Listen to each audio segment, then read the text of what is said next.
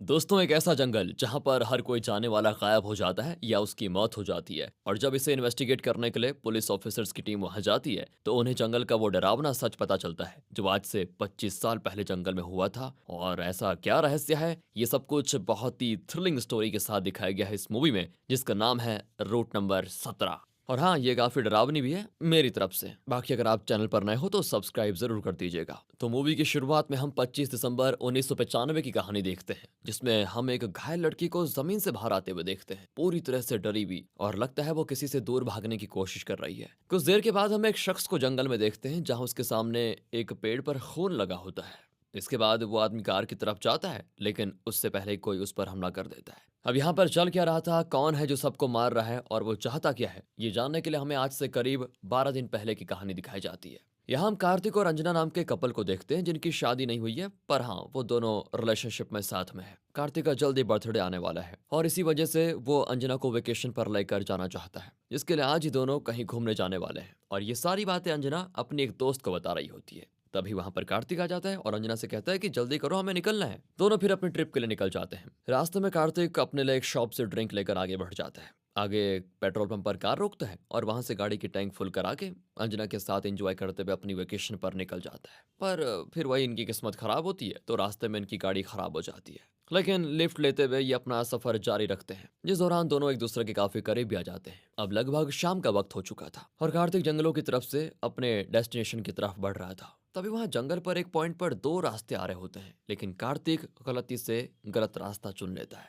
अब ये बात तो हमें पता चल जाती है क्योंकि एज अ व्यूअर हम उस रास्ते के साइड में जो बोर्ड होता है उसे पढ़ लेते हैं, जिस पर लिखा होता है ये रास्ता सभी के लिए बंद है। बट बेचारा कार्तिक उसको पढ़ ही नहीं पाता और अंदर चला जाता है। इसके बाद दोनों यहाँ से आगे बढ़ते हैं। फिर कुछ देर होती है तो वो अपना कैंप लगाने का फैसला करते हैं। अब देखते देखते रात भी हो जाती है और फिर दोनों एक दूसरे के साथ इंटीमेट भी हो जाते हैं। कुछ देर के बाद कार्तिक कार से बाहर आता है। तभी उसे अपने आसपास किसी के होने का एहसास होता है। वो बहुत डर जाता है क्योंकि जंगल में इस तरह से कुछ भी हो तो भाई डर तो लगता ही है। और फिर जल्दी से कार में जाकर बैठ जाता है। अब अंजना जो अब तक सो रही थी वो इस आहट से उठ जाती है और कार से बाहर जाने लग जाती है। तभी कार्तिक उसे दरवाजा ना खोलने के लिए कहता है, पर अंजना बेवकूफ वाली हरकत करके उस दरवाजे को खोल देती है। और उससे भी बड़ी बेवकूफी वो ये करती है कि वो बाहर जाकर खड़ी हो जाती है। और तभी अचानक कोई अंजना पर हमला कर देता है। अब ये देखकर उसे बचाने के लिए कार्तिक बाहर आता है और यहाँ दोनों ही फंस जाते हैं। अब यहाँ से सीन होता है शिफ्ट, जहां हम कार्तिक और अंजना दोनों को एक गुफा के अंदर बेहोश देखते हैं। और देखने से ये पता चलता है कि उस गुफा को किसी इंसान ने बनाया है। अंजना की जब आंख खुलती है तो वो कार्तिक को बेहोश पाती है, लेकिन वो कैसे भी करके उस गुफा से बाहर निकलने का रास्ता ढूंढने लग जाती है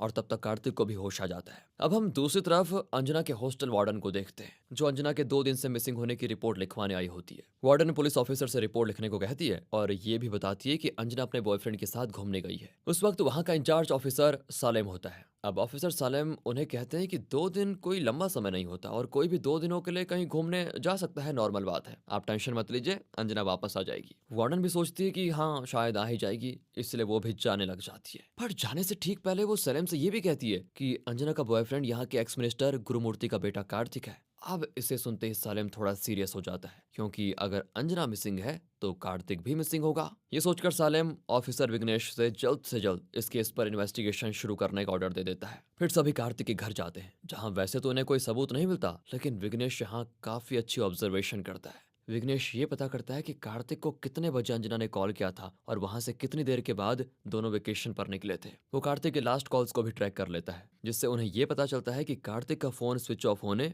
और उसके वेकेशन से निकलने के बीच सिर्फ 1 घंटे का डिफरेंस है। तो ज्यादा से ज्यादा दोनों 5 किलोमीटर के एरिया के अंदर ही होंगे, जो कि सही भी होता है। और फिर ऑफिसर्स दोनों को ढूंढने के लिए निकल जाते हैं। दूसरी ओर हम कार्तिक और अंजना को देखते हैं, जो गुफा के अंदर से बार बार मदद मांग रहे हैं पर कुछ नहीं होता। लेकिन तभी अचानक से ऊपर गुफा का रास्ता खुल जाता है, जो कि लगता है गुफा के अंदर आने के लिए कोई दरवाजा जैसा है। और फिर एक आदमी अंदर आता है जो दिखने में पूरी तरह जंगली लग रहा था और लगता है इसी ने दोनों को कैद किया है यहाँ पर। कार्तिक उसको देखते उस पर हमला कर देता है, पर वो काफी ज्यादा ताकतवर होता है, जिस वजह से वो कार्तिक को बहुत बुरी तरह मारता है। पर उससे भी बुरा ये होता है कि वो अंजना को कार्तिक के सामने ही जबरदस्ती किस करने लग जाता है। और ये सब देखकर कार्तिक बिल्कुल बेबस था। वो रो रहा होता है क्योंकि वो कुछ कर नहीं पाता।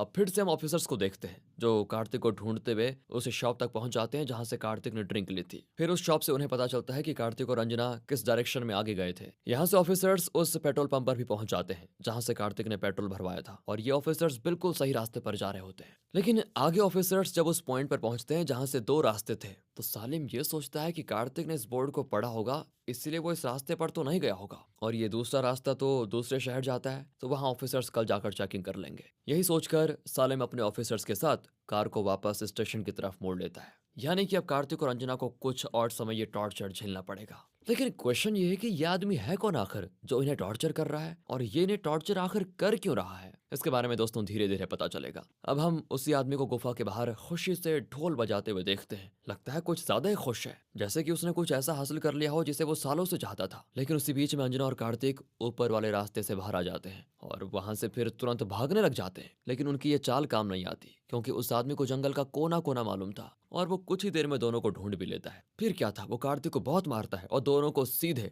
ऊपर से गुफा के अंदर फेंक देता है। इससे कार्तिक के सर पर बहुत गहरी चोट आती है और वो वहीं पर बेहोश।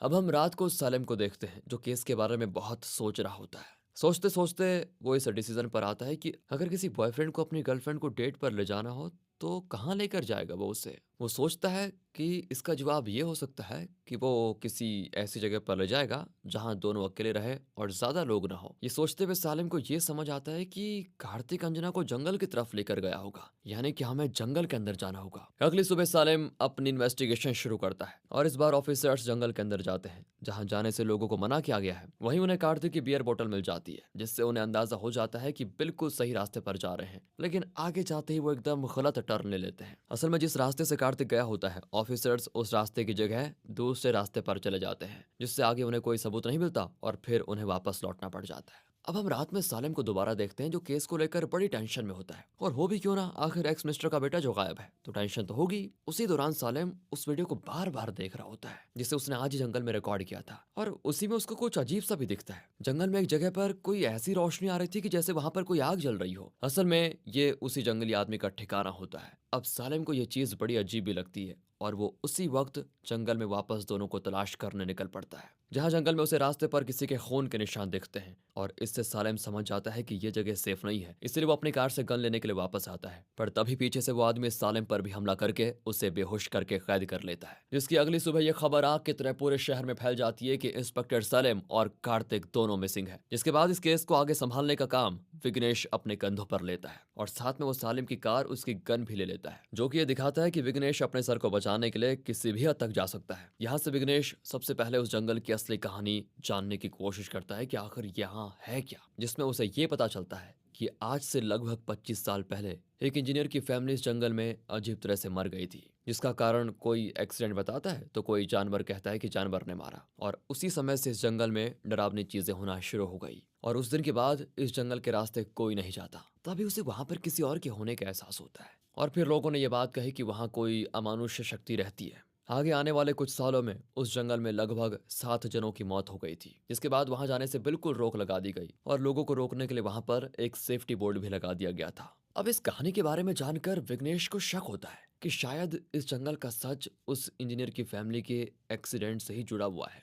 फिर उसके लिए विघ्नेश पुराने न्यूज़पेपर्स को ढूंढता है जहां उसमें इंजीनियर की फैमिली की एक्सीडेंट वाली न्यूज़ मिल पाए और उससे ये न्यूज़ एक न्यूज़पेपर में मिल भी जाती है। जिसके बाद वो उस राइटर के पास जाता है जिसने उस वक्त पर इस न्यूज़ को कवर किया था, पर वहां जाकर उससे कोई और ही बात पता चलती है। राइटर से बात करने पर विघ्नेश को राइटर कहता है, ये आर्टिकल तो मैंने ही लिखा था पर ये मेरा नहीं है। मैंने आर्टिकल में बहुत सारी अलग अलग बातें लिखी थी जो मेरी कंपनी वालों ने कट कर दी और बस आधा सच ही पब्लिश किया है। इतना कहते हुए राइटर उसको एक बुक देता है जिसमें उसने उस एक्सीडेंट से जुड़ी हुई सही बातें लिखी हुई थी और वो विघ्नेश से कहता है कि अगर तुम्हें इसके बारे में कुछ जानना है तो तुम्हें इसे पढ़ना होगा। फिर विघ्नेश उसे पढ़ना शुरू करता है और कहानी जाती है फ्लैशबैक में। यहाँ हम उस इंजीनियर की फैमिली को देखते हैं जो कि एक नॉर्मल लविंग फैमिली होती है और इंजीनियर का नाम होता है जॉन। जॉन एक कंस्ट्रक्शन इंजीनियर था जिस वजह से उसे ज्यादातर रोड बिल्डिंग्स बनाने का काम मिलता था। वैसे ही एक काम जॉन को उस वक्त के मिनिस्टर गुरुमूर्ति ने दिया था जो था जंगल के बीच में रोड बनाने का, लेकिन उस समय जॉन ने उस काम के लिए मना कर दिया, जिसका कारण ये था कि जंगल की तरफ से पहले ही रोड जा रही है जो पब्लिक के लिए अवेलेबल थी, तो नई रोड बनाने का क्या फायदा है। और उससे भी ज्यादा बड़ा कारण ये था कि जॉन को इस बात का पता था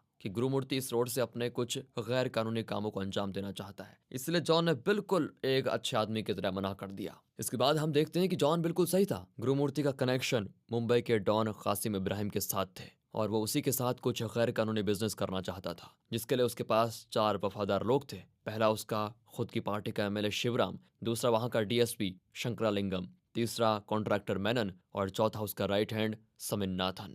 ये चारों गुरुमूर्ति के लीगल कामों को अंजाम देते थे और गुरुमूर्ति चाहता था कि जॉन भी उसके साथ जुड़ जाए, जिसके लिए जॉन ने कई बार गुरुमूर्ति को इनडायरेक्टली मना किया था। अब एक रात जब जॉन अपने परिवार के साथ जंगल वाले रास्ते से जा रहा होता है, तभी पीछे से उसकी कार को कोई दूसरी कार उड़ा देती है और ये एक्सीडेंट इतना खतरनाक होता है कि इसमें जॉन उसी जगह पर मर जाता है। आगे हम देखते हैं कि यह एक्सीडेंट गुरुमूर्ति ने ही करवाया था, क्योंकि जॉन उसका कहा नहीं मान रहा था। उस वक्त गुरुमूर्ति देखता है कि जॉन की पत्नी और उसका बेटा आनंद अब तक जिंदा है, जिसके बाद वो एक पत्थर लेकर जॉन की पत्नी के सर पर मारता है और उसकी भी दर्दनाक तरीके से मौत हो जाती है और ये देखकर आनंद बेचारा रोने लग जाता है। गुरुमूर्ति वहां आनंद को भी मारने की कोशिश करता है, पर इससे पहले ही आनंद अपनी जान बचाते हुए भाग जाता है। अब विघ्नेश को यहाँ ये भी पता चलता है कि जंगल में जिन 7 लोगों का खून हुआ, उसमें से 4 वही लोग थे जो कि उस वक्त गुरुमूर्ति के बहुत क्लोज थे और ये बात साफ साफ बताती है कि वो जंगली आदमी जो ये सब कुछ कर रहा है वो कोई और नहीं बल्कि आनंद ही है, जो अपने परिवार की मौत का बदला लेना चाहता है और इसी की वजह से उसने गुरुमूर्ति के बेटे को किडनैप कर लिया।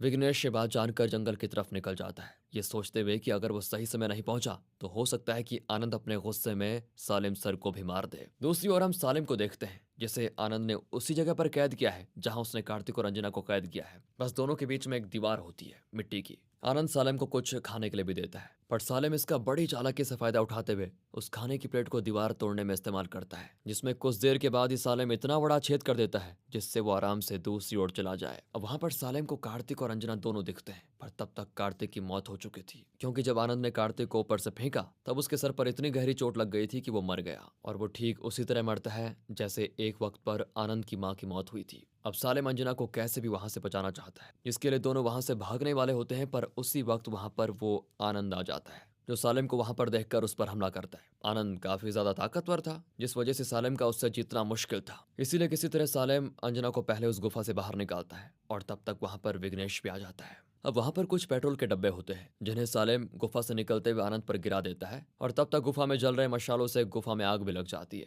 इसके बाद सालिम खुद को गुफा से बाहर निकाल लेता है, पर बाहर आते ही वो गुफा के दरवाजे को भी बंद कर देता है और फिर आनंद बाहर नहीं आ पाता और उसकी भयानक मौत हो जाती है और इस तरह वो अंजना को बचा लेता है। कहानी के एंडिंग में हम गुरुमूर्ति को देखते हैं जो जंगल में उसी जगह पर जाकर अपने बेटे को याद करते हुए देखता है कि तभी उसके गले के पीछे एक रस्सी आती है और उसका काम भी खत्म। और फिर हम देखते हैं कि गुरुमूर्ति को किसी और ने नहीं बल्कि आनंद ने ही मारा है, यानी कि वो आग से तो बच गया पर उसका चेहरा बहुत बुरी तरह जल गया था। इसके बाद आनंद पागलों की तरह हंसने लग जाता है और दोस्तों कहानी यहीं पर खत्म होती है। अगर वीडियो अच्छी लगी हो, एक्सप्लेनेशन अच्छा लगा हो, स्टोरी अच्छी लगी हो तो लाइक कीजिए और चैनल को सब्सक्राइब। मिलते हैं अगली वीडियो में, तब तक के लिए ध्यान रखिए अपना and finally thanks for watching.